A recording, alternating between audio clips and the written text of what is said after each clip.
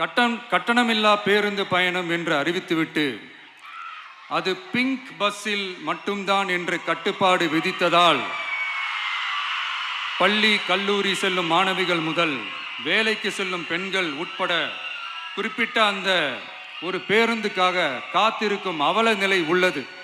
எனவே அந்த நிலை மாற வேண்டும்.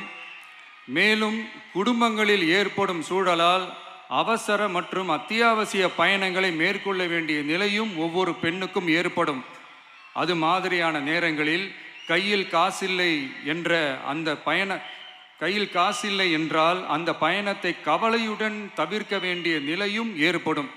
இது போன்ற தர்ம சங்கடமான நிலையை தவிர்ப்பதற்காக அரசு போக்குவரத்தின் அனைத்து பேருந்துகளிலும்